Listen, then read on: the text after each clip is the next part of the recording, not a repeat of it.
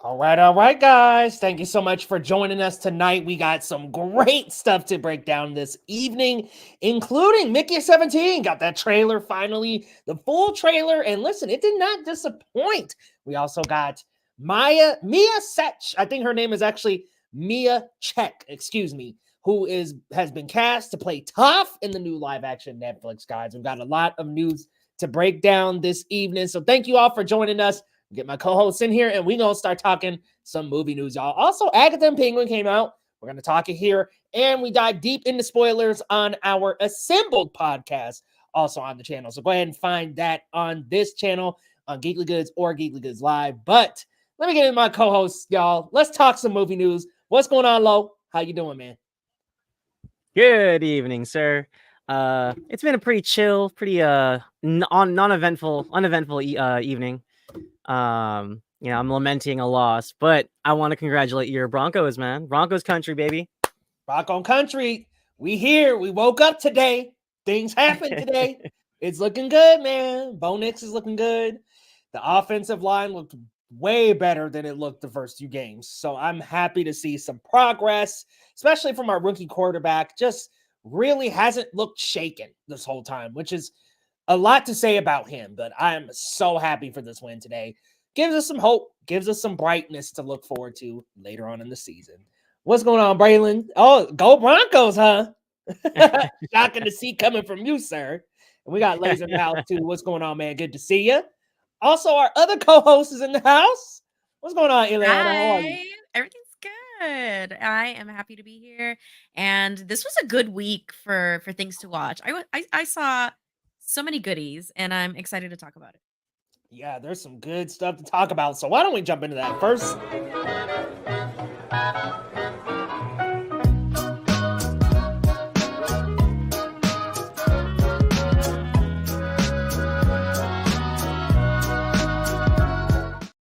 Y'all, it's time for shows and movies of the week. And collectively, we all saw Agatha All Along, debuted on Disney Plus earlier this week, or earlier last week now. Goodness, weeks go by so quick.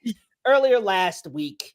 And let me tell you guys, it was witchy, it was fun, but we got to talk about it. You know, Marvel, we've had quite a few shows now, and I think just coming from this show, for in my perspective at least, we at least kind of are starting to carve out some corners in the television verse and not have it so tied and so glued so hard to the main movie universe.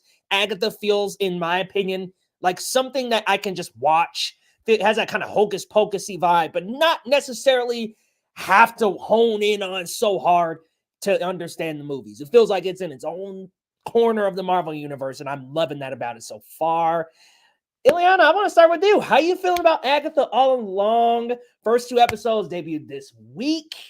And I will say, for me at least, I liked episode 2 a little bit more than 1, but I had a good time with both. How you feeling? I am loving it. I cannot believe how quickly. You know how you always have like that little bumper with these shows, with these Disney Plus shows, where Yeah. those first two episodes, you gotta commit. I was hooked. I was like, damn, I really enjoy how contained this is. I really enjoy that how do I explain it? I like that Jack Schaefer has really like returned to kind of I'm not gonna say the exact format, but has returned to this style of storytelling that we haven't seen since obviously WandaVision. And it brought me back and I'm like, damn, I really, really like WandaVision. I haven't felt this way about a show since WandaVision. And I think she's got the sauce, guys. I think that we need to trust her a little bit more with these Disney Plus shows. I don't think the Disney Plus shows should be so intrinsically tied to the movies. I think this is really the room for this kind of this is happening in this corner of the MCU where it's not really going to affect, the entire, power dynamic, let's say, but it's really fun and it's really fun to explore and I love how we didn't abandon exploring the love and hate that we have with TV genres. I think diving into kind of a crime drama parody of sorts in that first episode, I think was perfect. And I love this cast. I think I've talked about it a million times over the months since they've been releasing trailers. I was really, really, really excited for Patty LuPone. And boy, Homegirl never disappoints. She really doesn't. I love Aubrey Plaza. I love Catherine Hahn. Joe Locke. I'm super excited. It's just, I love that they're committing to a theme. They're committing to being uh creepy and scary, but in a fun way. So I really like that balance that they're playing around with, and the comedy does to me, I feel like fits really well, and doesn't feel like they're overdoing it. So I'm really excited, and I do agree with you, Lo. Episode 2 is like even better than the first because it's just picking up. It's just picking up, and I love that every character has something intriguing about them and something that actually keeps me wanting to watch. I'm Mhm. like, oh, what about her? What's her story? So yeah. Yeah, every single episode has you asking questions. And I think that's something I haven't felt since WandaVision. Like, WandaVision gave that intriguing, mystery filled week to week where it was like theorizing and wondering what this was and where this leads. And we're back. We're back. Like, it feels like we're back. And I'm loving that. I feel like we finally are back down this route of trying to figure things out week to week, coming back together to be like, okay, what is Teen really Billy Kaplan or not? Like these questions that keep coming up. And yeah, to your point about the different witches, they all have this backstory, right? That's wrapped around in a shroud of mystery. And we don't get the answers straight up. And I like that because we got more to dig into. There's more to chomp on through these episodes. And I love it, man. Like I'm just, especially episode 2. The first watch through, it did take me a minute, but the second time I watched them, I was like, dude, episode 2 is a banger. It 3 is. and 4, I You got not to go too everything. far in the future, but 3 and 4 are bangers as well. Lo, let us know how you feeling. Down, down, down, down, down the witch's road. I am on board. Loved it. That montage with that ballad to get to the witch's road was beautiful. Although, if the Salem 7 is so daunting, it took them a little long to get to the house. They were doing the Michael Myers walk. They were just trying to create the suspense. But I kind of I get it. You know, you want to build the suspense and kind of have a horrific, almost like a thriller music video moment where Joe Locke is like and he's like hiding from from the witches. So I think the campiness of that is just kind of fun, even though realistically, if they're that powerful, why did they walk that? Like, why They did they probably take didn't so feel long to get to? threatened because if they Like heard no one had magic, they were like, "I'm just gonna stroll menacingly." like realistically, I mean, they should have been inside the house by Yeah. the time he saw them. But anyways, I love the ballad. Like you guys said, episode 2 is the better of the two. But to Leo's point, I think what really hooked me from the jump is just that mystery.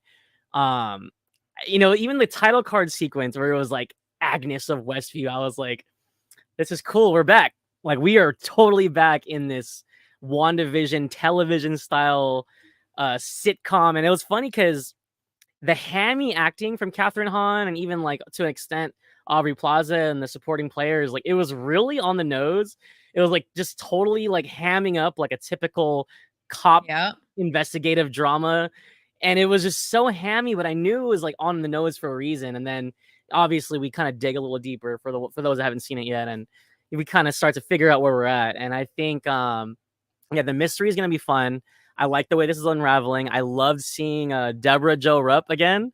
Our favorite, that 70s show mom. Yeah. I think that was probably one of my biggest laughs from episode 2. Like, kind of like, hey, do you want to go to a party? She's like, okay, let me grab my purse. Like she kind of just got thrown in the mix because obviously, I imagine that name on the list was probably Aubrey Plaza's character, right? So, Catherine Hahn was like, yeah, let me just get the other witch, the Earth witch, The grabbed her local mysterious gardener. X. Yes, I and love then it. she grabbed her local gardener. I loved it. And she was like, am I supposed to know the words? Like, she was so sweet. It was just so nice to see her in this little ragtag group of witches. And I love their chemistry. I think it's fun.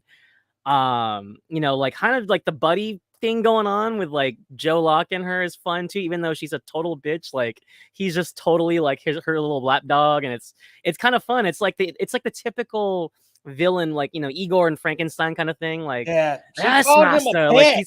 he's She said no that was exactly her no, pet. and to And be he said, honest, yes, like this ma'am. it's more modern, but he's giving like yes, master. Like he's giving that Igor vibe. Like And I anything she love said. that they coded him as like a typical Gen Z stan Yeah. because it's Yeah. the same. It is so, I don't know. I found it so smart. It's so funny. Absolutely. No, the Stan energy, shouts out Gen Z. The Stan energy is real with him. And I'm gonna be honest, I love the vibe. I'm having fun. I think for the spooky season, this is the perfect show for us to just kick back and watch every week as we get into the Halloween season. So Yeah, and I'm just gonna say this right now. This is a message to Catherine Hahn, Aubrey Plaza, and Sashir Zamata specifically. I'll gladly be your pet. Okay, that's all I gotta say. I'll gladly be your pet. Yes, Joe I'm free Locke on was going Thursday. through Are it. you free on Thursday? a dish went off right here. Yeah, that was so good. I mean, For they real. were having karaoke. He was going night. through. I He was like, love we got everyone being serious. Everyone's got their own vibe, and we still include the ditzy chick. Like I love it. Just Oh, she's a absolutely. stay at home. She's a widow, and she's just gardening. She's just minding her business, but she is so damn bored that she's just going along with this magical event. She's like, what the hell?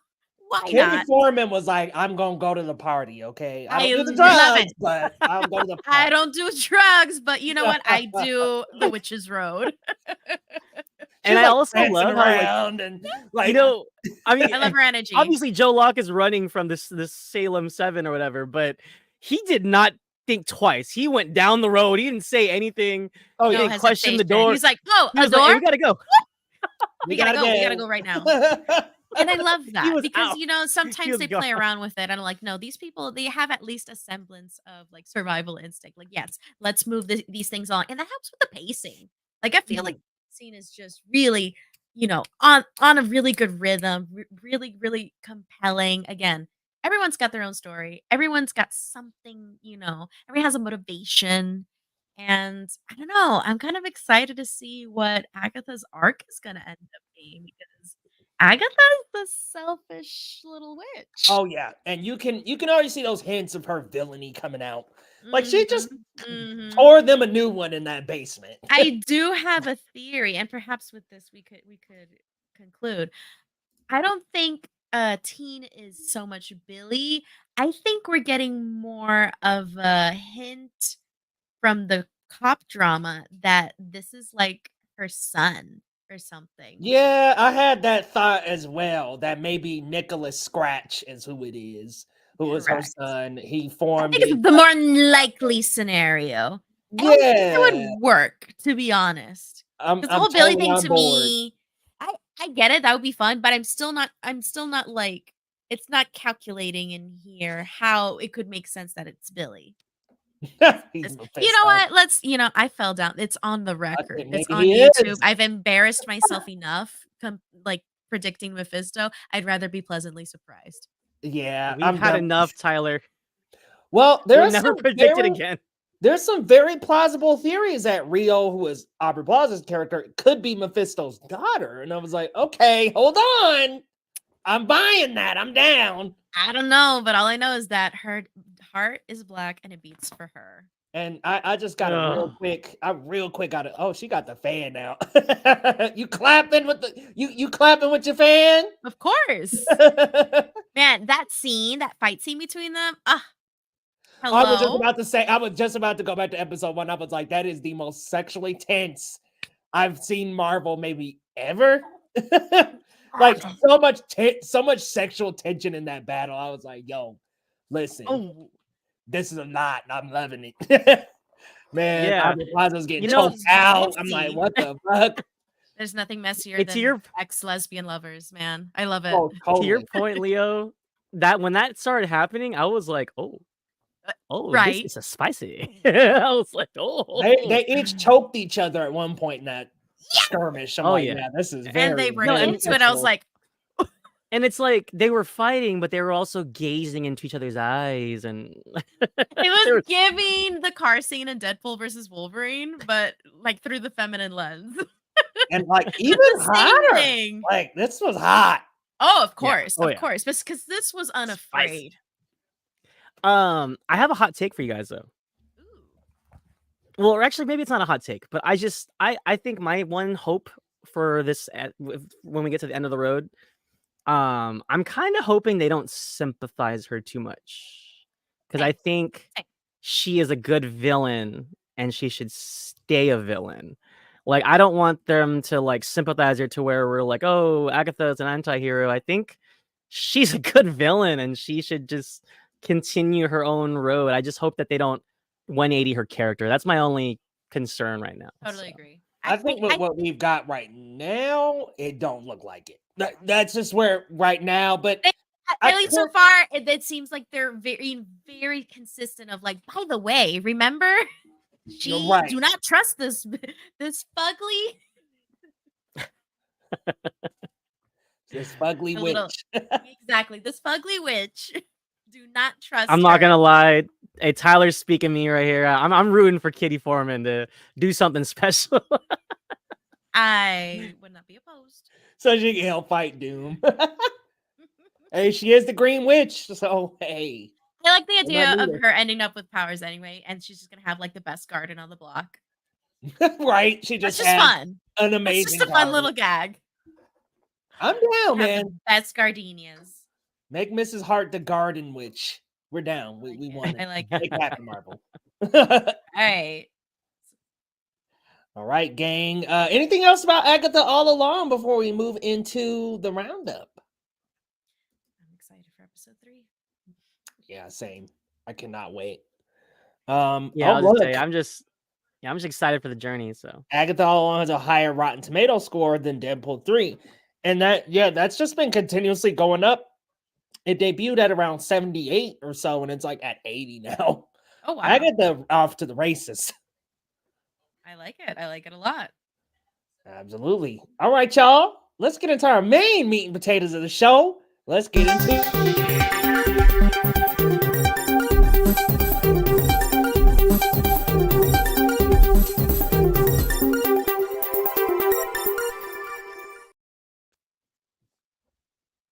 all right, y'all. Let's kick it off at per usual with the box office pulse. Surprise, surprise. Beetlejuice. And let's just say the third time because it's the third weekend. Beetlejuice is still at number 1 with 26 mil. He's gonna come. Oh no. But yeah, hey, spooky season's alive and well, and they are still kicking. Box office numbers are down. Obviously, families and kids are back at school. However, Transformers 1 had a pretty strong debut at number 2 with 25 mil. So Beetlejuice squeaked by with the number 1 spot by 1 mil. But Transformers 1 debuted really well, and I just saw it the other day with my son, and it was amazing. Really awesome time. Speak No Evil comes in at number 3. Never Let Go debuts at number 4. That's the horror film starring Halle Berry. I know Eli wasn't terribly excited for that one, but I am mildly curious. And Deadpool and Wolverine rounds out the top 5. So huge surprise. I didn't think Beetlejuice was going to make it to number 1 this week, especially its third weekend. But Eli, any surprises in the top 5 for you? Please let Deadpool and Wolverine go. It's been 2 months, guys. Don't be trying to let go. Deadpool. Get your physical copy and see it at home. But honestly, all jokes aside, I think it's kind of fun that Beetlejuice is still holding strong. I think it just goes to show how strongly people feel about the season, especially considering how early in September it released. I was honestly like mildly skeptical with the release date because I thought, oh, are people gonna be like this ready to get into the vibe of spooky season? Maybe this would have performed better in October, blah blah blah blah. No, this is like, Christmas in November. Like the people were really, really looking forward to this. Obviously, it does help that we have IP, like such an iconic IP.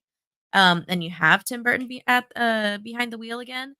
So this is honestly, I I would say a little surprising because of what I just said, but makes me happy. It makes me hopeful that we can get more genre uh related things that still appeal to a mass audience. I think that's what's really, really fun about this.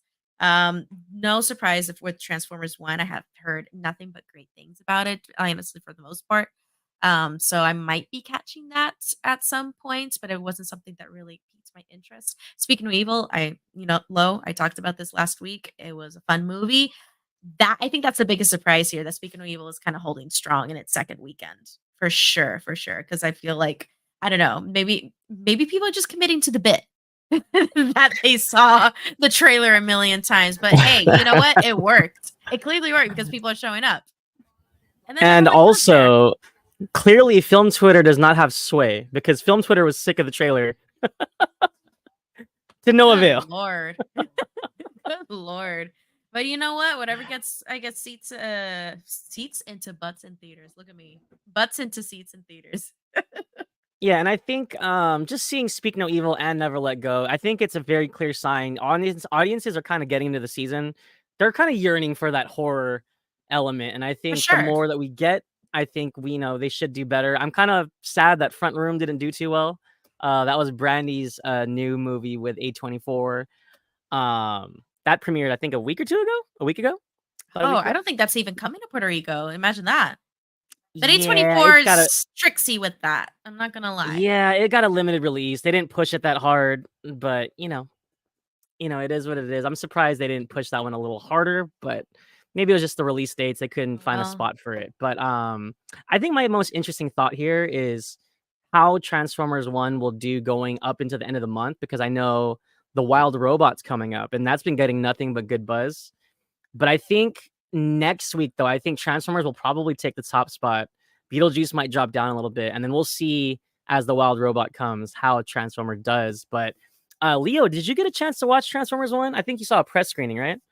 Yeah, weirdly enough, I saw Transformers 1 like a month ago. Nice. It's a very, very good movie. Like, I think it's right up under Bumblebee for me. I think those two are like, if you're tier ranking the Transformers franchise, those are your S tier Transformers movies. That and the first Babe one. I mean, come on, the nuance of the first Transformers movie is still in the film. But Transformers as a franchise, first off, this is a disappointment for them. They wanted this to be about 30 million, 40 million, because they had a $75 million budget. They want to come out the gate with about 40, 30 to just cover that up. But it's not looking good. Like you said, the Wild Robot's around the corner. This is the second or third Transformers movie to just below expectation, because Rise of the Beast was below expectation. Then I think it was Last Night right before that was below expectation. Even Bumblebee didn't hit what the Bayverse was doing in those four movies. Remember, we had $1 billion Transformers movies coming out every year. Now they're kind of struggling, man. Like the novelty is wearing off.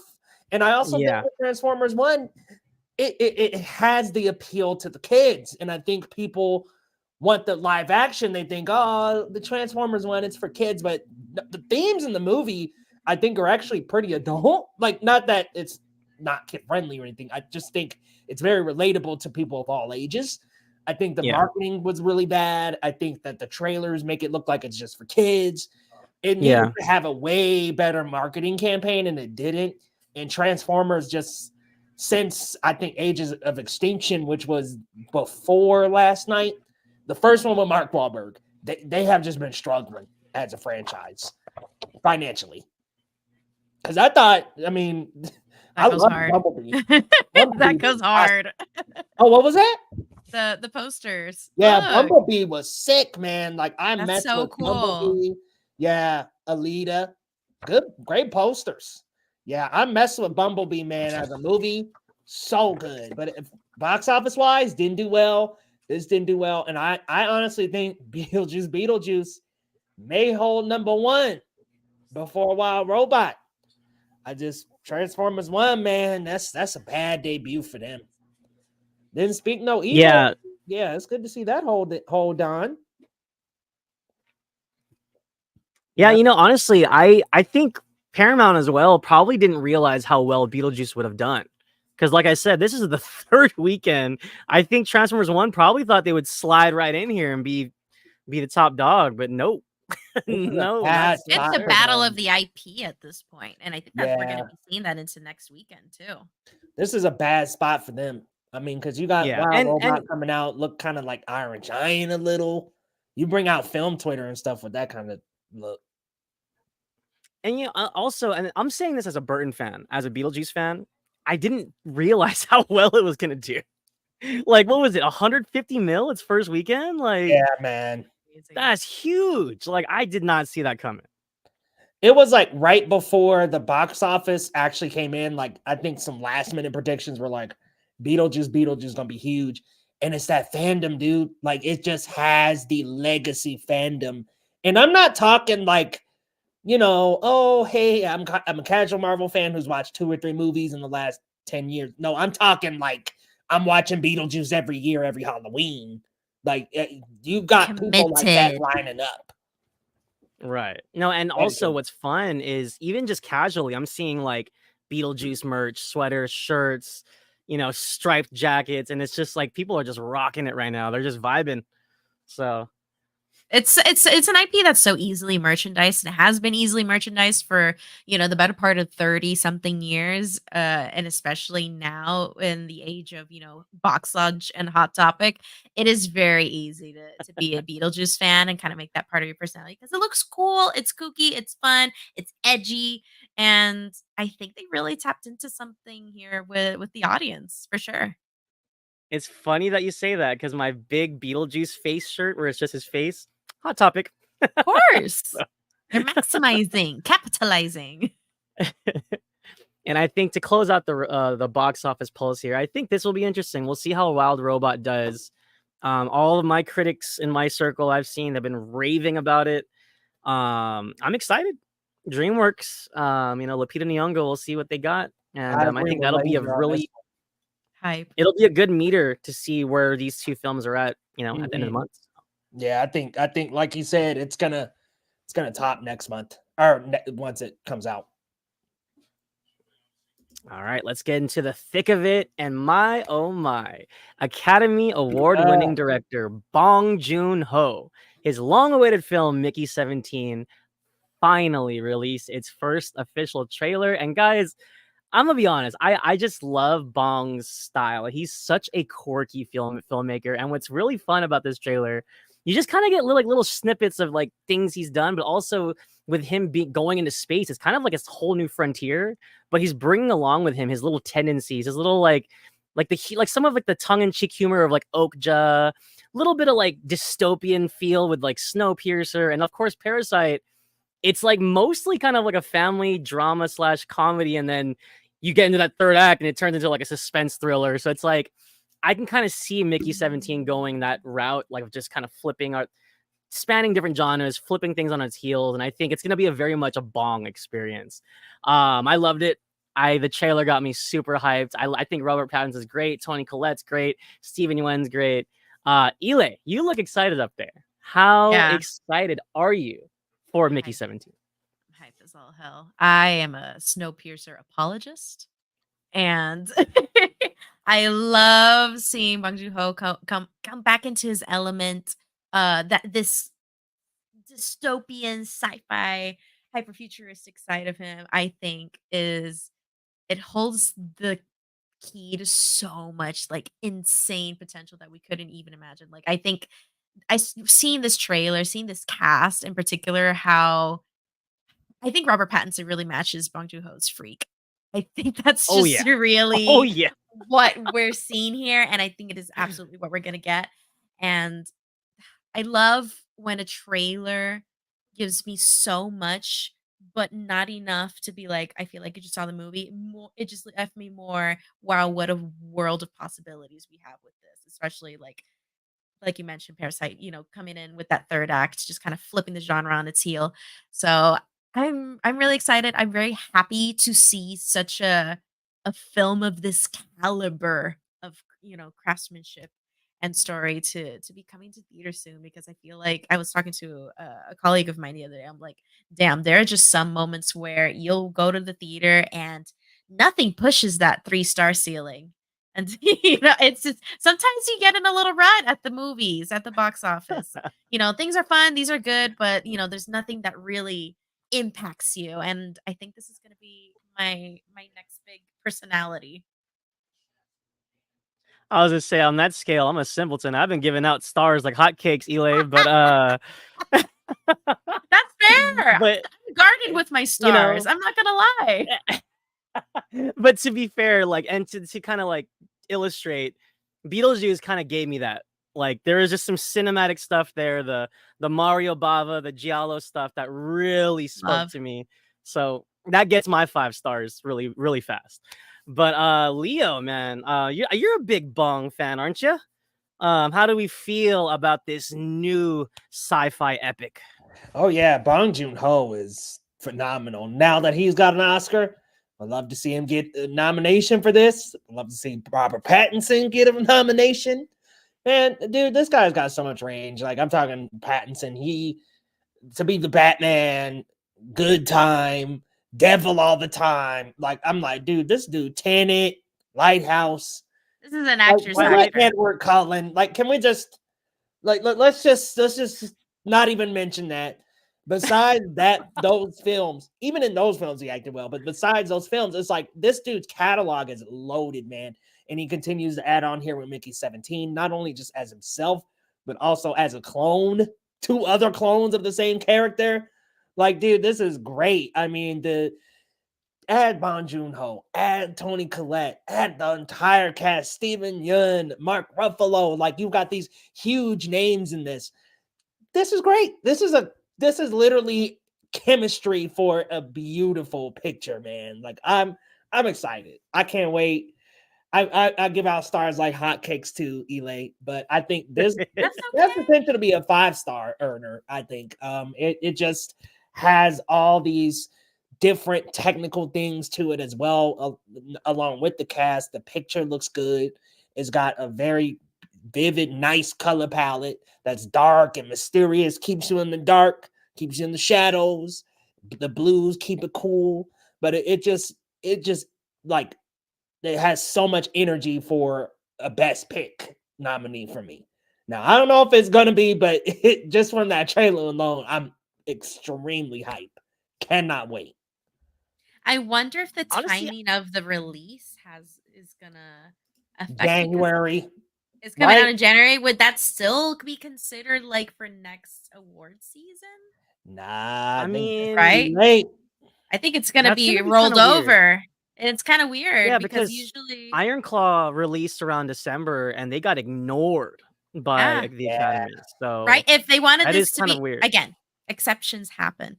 I don't think the intent here is like yeah, award season hype. But then again, look at everything ever all at once, really super early in the year, very much super early. not in the format of Oscar submission season. You feel me?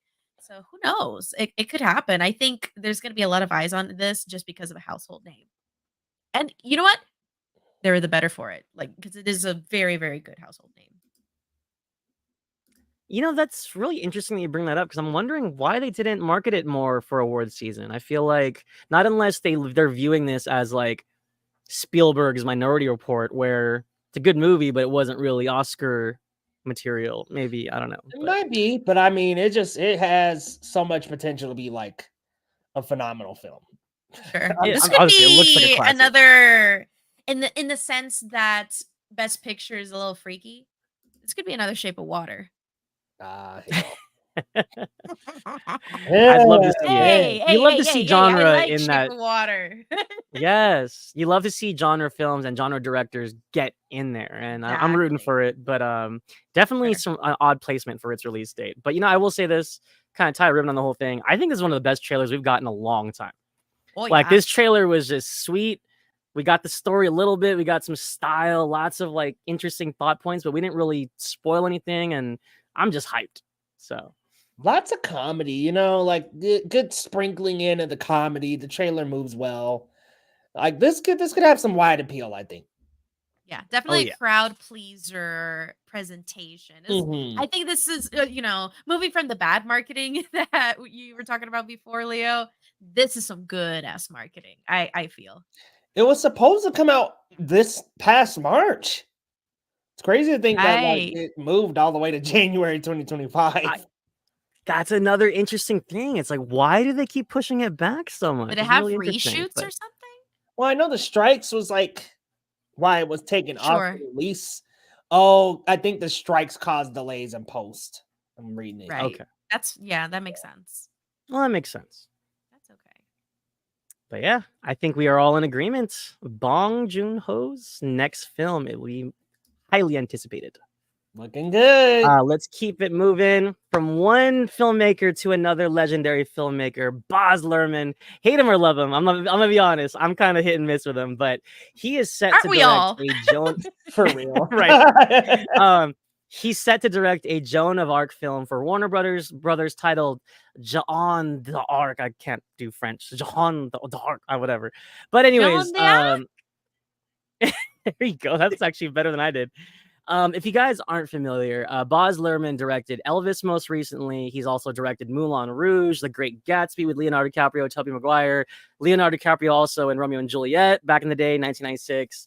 He has a very distinct style. It's in your face. It's almost like erratic, very music video-esque. Lots of like really like vivid camera work, very intense editing style. Baz Luhrmann is just a madman. He's kind of like a rock star behind the camera, and it shows when you watch his movies. Even like little bits of Elvis, it's probably one of his more straightforward films, but there's sections of Elvis where he starts kind of putting his flavor on the whole thing. But I will say this, I think Baz Luhrmann, I think he definitely has a vision. I think he's a very stylistic filmmaker in that sense, and I think when he hits, he hits. And when he misses, sometimes he just misses. I have a picture of Australia in there. I don't think anybody watched Australia. Hey, my parents did. I'm just saying that movie flopped. It didn't hit in award season. It just everyone forgot about it. But yeah, I think that kangaroo scene did a lot for some people. but what I will say is, I think this is intriguing. I think this is an opportunity for him to kind of like have his cake and eat it too. Like I can see him being very weird with Joan of Arc, but also I could see it being entertaining. It's so we'll see who he casts as the titular character, and we'll see as this develops like where we go. But Leo, how do you feel about Baz Luhrmann? Are you a fan of his work? Yeah, Are you kind of hit and miss too? He also was EP on The Get Down on Netflix, which great.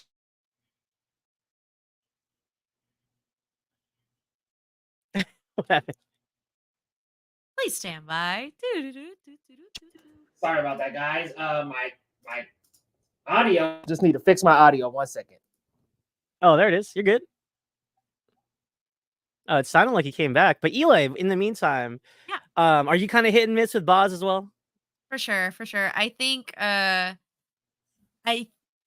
think that Baz is in his element when he does a musical. And I think some of us need to play to our strengths. And that's what I have to say on that.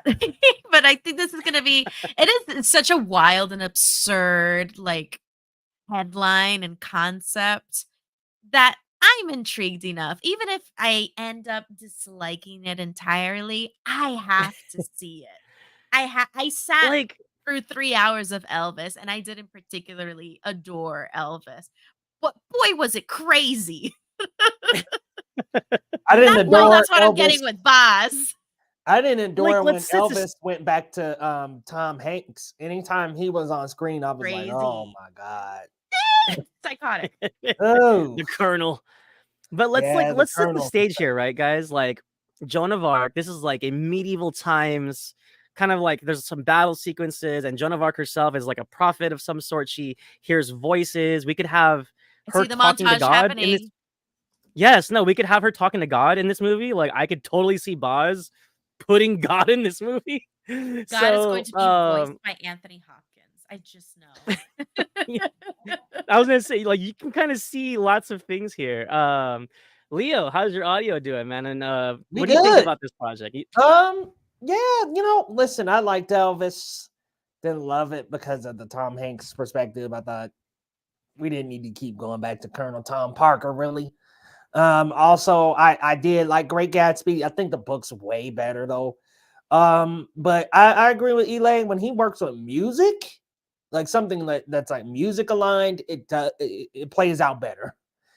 I don't know that I'm really that excited here, just because it's not something involving music or some musical figure or something like that, which he shines in. I think the Get Down was such a great show. That first season was fantastic.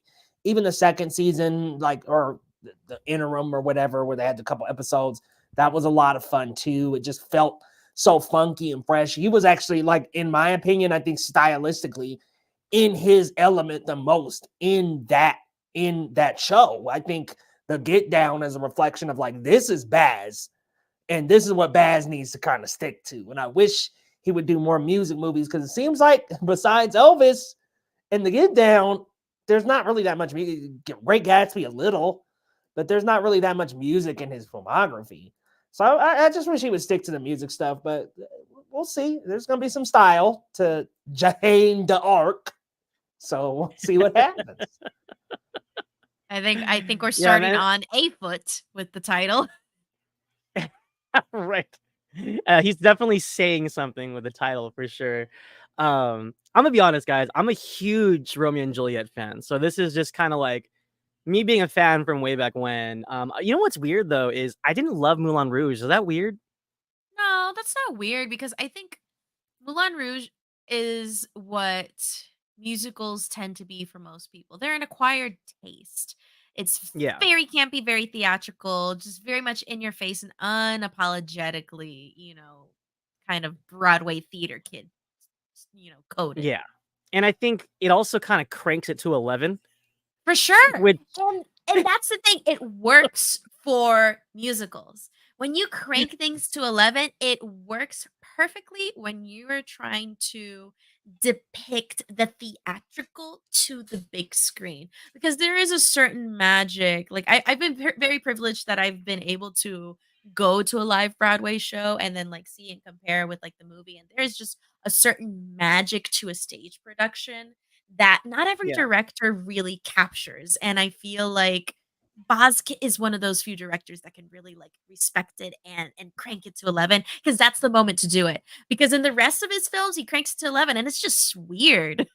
It just doesn't. It's just such a niche strength to have artistically, that I feel like it Right. works best when it's applied to, not to box him in, but come on, like, you're good at this thing. Why can't we keep doing this thing? I would Wait, love to see him do, another musical adaptation. I gotta ask, Eli, did you just say Le Freak instead of Lady Marmalade? Did I hear it, Le Freak? No, Did you say I might Lady as well have, Marmalade? but no. When you were talking about Moulin Rouge? I was talking about Moulin Rouge, and that his freak, like, he really knows how to crank it. Like, Lo was saying, he can crank it to 11. Like, that is his lane. That is what he should be in, because it works. Like, that chaos, that musical brained chaos works there in that genre, because he tries to apply it to other movies and it's just a little bit off. That old Lady Marmalade, man, that cut was fire. Man, Yeah, that was. song raised Christina me. Aguilera, Yeah, Maya. Let's yeah, go. Maya, man, that Man. was a joint. What a good Y2K bop. So hold on. We got Jay-Z and Gatsby, right? Yes. And Kanye. So, and it makes me wonder, like, is he gonna kind of like play around here with Joan of Arc? Or we're gonna hear like Kendrick in Joan of Arc? Oh, shit. Because I think I that would, mean, but I think Boz is crazy, y'all. Boz saw Ridley Scott and said, "Hold my beer. Hold my freaking." So I'm gonna be honest. I just out of pure curiosity, I think this project is gonna be fun. Like, regardless if it's good or bad. Like, Yeah, it's just crazy. I love to see crazy. Why not? But let's keep it trucking. We got a couple more to get to tonight. We actually have a few to get to tonight. So let's kind of get through this next one here. We're going back to Westeros. Game of Thrones, their spin-off, A Night of the Seven Kingdoms, has finished filming. I think, was there a trailer for this, Leo? I kept looking online. It looks like was there like a teaser or something, or No, there's not like a trailer or anything. I think there might have been maybe a logo reveal, but no, there's nothing. They okay. just finished I filming. think I saw a lot of fake stuff. There's a lot of fake images I had to sift through here, but the one at the bottom there, it's at the bottom of the horse. It's kind of the more press ready, the official still. Yeah, that photo kind is a photo from it. Yeah.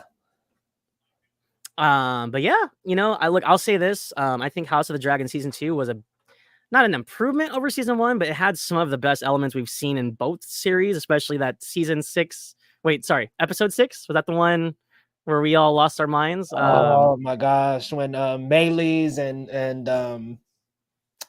Rhaenys died. Yep.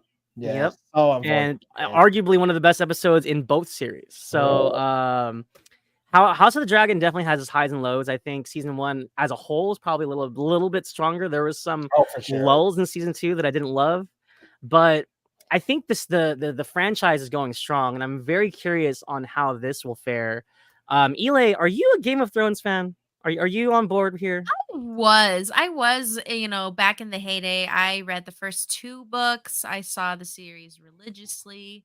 But yeah, what Tyler said, I think we need to go back to the source. We need to go back, Marty. That's what we need to do. I don't know. But then again, we have House of the Dragon being so excellent. I still have to catch up on it, obviously. Bless you. Thank you. I thought that was a dog. Y'all did not hear that. That's okay. It's all good. It's all good. But yeah, I'm a fan, but I don't know, man. This just, I have to see it to believe it. If House of the Dragon is any proof, they are very capable of making very entertaining and compelling spinoffs. So let's hope that this is another one. Yeah, I think there's potential here, especially if they get the cast right.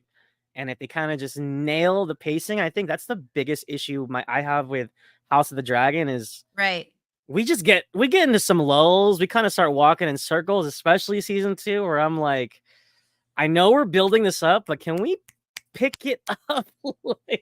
But that's just my preference. What? Well, hold on. Tom and Jerry, what are we talking about here, Tyler?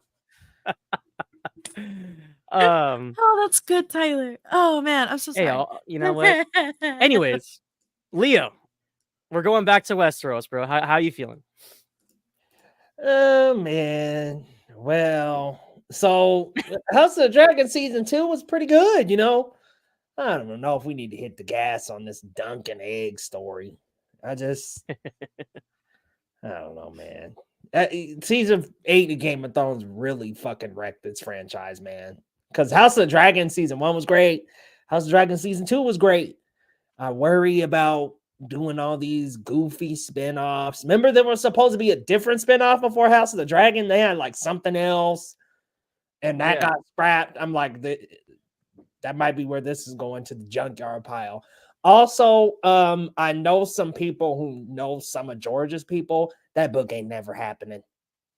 No, it's for sure. Never happened. No. No. George, listen, and that's not. Don't take this and run with it and say it's exclusive, y'all. I didn't hear nothing official, but man, George is so happy and chill and making money, and that book ain't happening. He's got no reason to stress. Oh, that's what it was. There was supposed to be a Jon Snow show. No, not that. That's not what I was talking about. But no, that's gone too. Junkyard pile. Yeah. I'm kind of happy about that though, because I feel like that's too weak of a concept to me to really hold on. Jon Snow is a great character. Yeah, he is a great character, but the concept, I don't know. He needs a little more. It might more demystify him if we dig too deep. It might demystify him. I think as he is fine, but at his peak though, I think people would have been into it. For sure. But yeah, I think we're all pretty lukewarm here. I'm gonna wait for like a trailer. and we'll see how it is. I'm not even sure who's in the principal cast, but I'll give it a watch if it's interesting. I'll give it a pilot. We said not enough information. Next. Next up. All right, y'all. So let's dig into a grouping of things. We had a Netflix Geeked Week 2024. Bunch of fun announcements. I'll let you kind of run with this one, Leo. There's a bunch of stuff. I kind of missed it. Was this streaming on Netflix? Like I didn't really know about it. They do this every year. They have this week, and it's poorly advertised. Like every year, like they have Geek Week. I feel like nobody knows like it exists. It sucks. It's only like the deep Netflix fans that really like know about it. But what I can say about Netflix is they are like tripling down on fandom. Right? They built these fandoms now, and to them kind of is their presentation where they present everything. So the Bridgertons, the Emily in Paris, all that stuff is included into them. But this is like specifically for like your Cobra Kai, your Stranger Things, your One Piece, that kind of stuff. And Netflix presented Geek Week this week, and they had some big announcements between. There was Toph finally getting cast. The young actress's name is Miya Cech. I'm not entirely sure who she is, but I know that she's acted in a few things, and people have said she's really good when it comes to the acting. Hey, there's AJ down in the comments there. What's going on, AJ? What's up, AJ? No, we need Jon Snow and Aegon's Conquest. Yeah, we definitely need Aegon's Conquest. I agree. But yeah, it's great to have a Toph. Just from they gave us like a little teaser, didn't they? Like a little like sizzle teaser, like 10 seconds. Like a little reel, and it just showed Toph's feet here. weird angle, but it showed Toph's feet. And see, if in context of the show, makes so much sense. But if you're like, the show, like, you're like, if you know the character, I think for some people, right, it might be weird, but like if you know Toph, it's like, right. Shit, like makes sense. But yeah, her feet is everything. So we got a season 2 coming now, a teaser from that. And then we also saw a teaser clip of Arcane season 2, which is going to be split into 3 parts. And it heavily featured the character V. And after the ending of the first season, all that happened with her. Looks like she's going through a lot in this clip. So really cool clip to kind of catch us up. But man, oh man. She looks angry. Really enjoying Arcane so far. I just started, so far very good. And then we also got some casting news for One Piece. I can go back to the Squid Game. My bad. We did get a Squid Game. Didn't really reveal a ton, but just kind of picks up with where season 1 left off. Gosh, there's another one. I'm like, I gotta get caught up because I still haven't watched all the way through Squid Game. I'm so behind, but this is one of their biggest fandoms. They're pushing very hard for this, and honestly, looks like it could be really good, man. And then also with One Piece, Joe Manganiello. Joe Manganiello. Manganiello. Deathstroke. Yeah. Yes, Deathstroke. So good.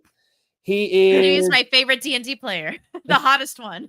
He has been cast in One Piece as a villain in the next season, as well as one of the big characters of the One Piece crew, Robin, has been cast as well. And then a fan favorite character got like a kind of back of the head shot in a teaser. So they had some decent updates, but I gotta say, overall, for Cobra Kai and Stranger Things, they just shared like freaking behind the scenes shit.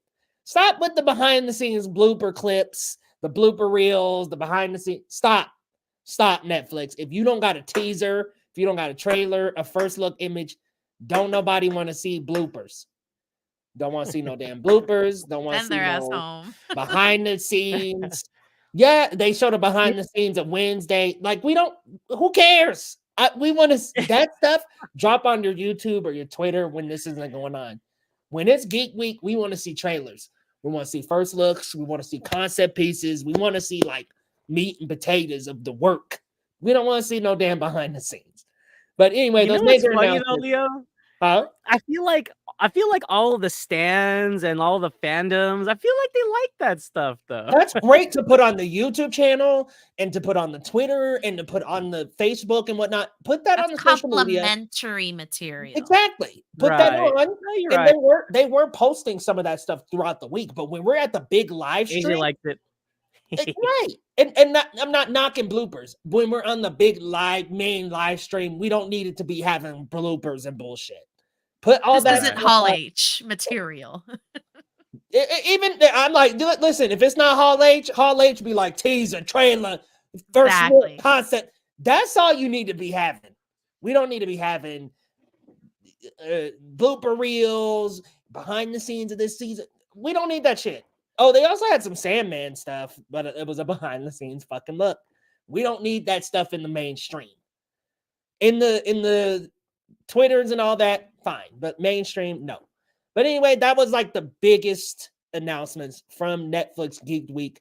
Let me just ask you guys, did you at all hear about this throughout the week? Because this attests to Netflix bullshit ass marketing. I had no idea, bro.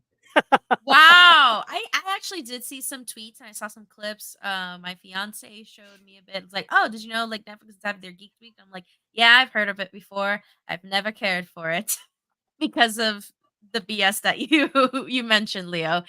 They're almost very, very, very rarely do they actually give us any material to work with or to get excited over. And the most I saw was like things with Stranger Things, and we used to never get a peep of Stranger Things until like a first look, sneak peek, trailer, etc. And I think Netflix is concerned. I think they're concerned that this last season is going to flop because people are going to boycott it. No, I think they don't have anything done. Like, I think they That just too. haven't even announced anything. Like, they showed us that behind the scenes. And Copy. it wasn't even a behind the scenes. It was like 2 fans coming to visit them in their set, like in a Desperate. fucking like closet of props. Like, I was like, this is dumb as hell. Like, this isn't even, I don't think they have anything done. And then when it comes to, they actually had a lot of anime stuff, which I was like, okay, this is awesome. Devil May Cry. They also had a Splinter Cell anime. They showed a trailer for the new Tomb Raider anime. Like, the anime stuff looks great. Yeah, see, Tyler knows about the Splinter Cell. The anime stuff looks great, but if you're gonna tell me Stranger Things gonna be here, you're gonna tell me One Piece is gonna be here. I need a peek at season 2, man. And not just some sets, not just some behind the scenes bullshit. I need a teaser and a trailer. Get me excited. This is to Leo said, "Where's the beef?" Where's the beef, man? He got a door. He got the appetizer. He got the hors d'oeuvres. That's the biggest mistake with these geek weeks. It should just be like one. First off, if they're gonna make it a week, you can post on the Twitter and stuff all day long the other days. That was great. I thought leading up to the stream, they were just kind of posting. Then when the stream comes along, teasers and trailers only. We will not accept clips as well. We will not accept no behind the scenes nonsense, all that stuff. No. Okay. Sorry, I'm a broken record at this point. No, you're good. Oh no, you're good. You spoke. I'm just your happy truth. to see. I didn't know Master Soul had another show. Wait, what? Let's put him on the map. Wait. I'm playing, but I never got into this game. But Acolyte, baby. Or Acolyte.